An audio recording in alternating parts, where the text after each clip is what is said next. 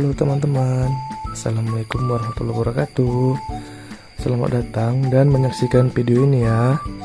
Nah, kesempatan kali ini saya akan membahas mengenai tata niaga pertanian, khususnya di bagian kelapa sawit yang terletak di desa saya sendiri, yaitu di Desa Pulau Dogom, Kabupaten Labuan Batu Utara. Nah, semboyannya apa sih?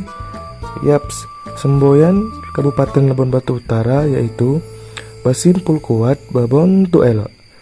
Nah, di kabupaten inilah saya hidup dan dibesarkan dari hasil pertanian, khususnya kelapa sawit. Nah, teman-teman, kita masuk ke intinya yuk. Pertama, apa sih yang akan kita bahas? Nah, yang pertama itu kita akan membahas mengenai pengertian tata niaga.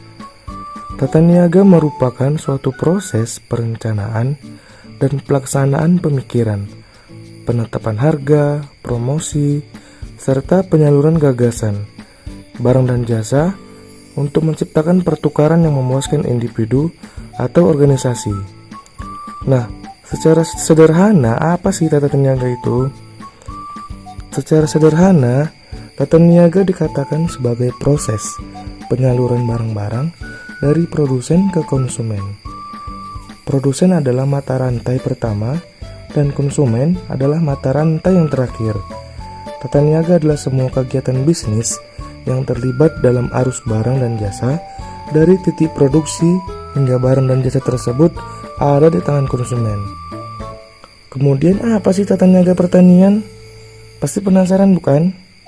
Yuk kita simak. Tata niaga pertanian merupakan tata niaga yang secara umum itu meliputi segala kegiatan yang berhubungan dengan perpindahan hak milik dan fisik barang-barang hasil pertanian dari tangan produsen ke tangan konsumen, termasuk juga kegiatan-kegiatan yang ada di dalamnya. Nah, teman-teman sudah pada ngerti kan? Kemudian kita beranjak yuk kepada tata niaga kelapa sawit teman-teman. Pasti teman-teman penasaran bagaimana prosesnya. Yuk kita simak sama-sama ya. Nah teman-teman, yang pertama tentu petani kelapa sawit melakukan pemanenan tandan buah segarnya di lahan masing-masing. Kemudian setelah panen, setelah tandan buah sawit terkumpul, petani menjual hasil panennya atau menjual tandan buah segarnya ke pengumpul kecil atau biasa disebut dengan toke sawit. Nah, kenapa tidak langsung saja petani menjual ke pengumpul besar atau ram dan pabrik?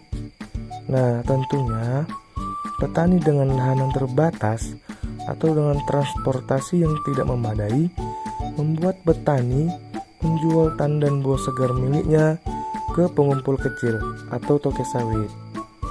Selanjutnya, pengumpul kecil inilah yang akan menjual kembali tandan buah segar yang telah ia beli dari petani-petani kelapa sawit menuju ke ram atau langsung ke pabrik kelapa sawit terdekat. Nah, teman-teman, mungkin itulah sedikit gambaran bagaimana proses yang terjadi dalam tata niaga pertanian kelapa sawit.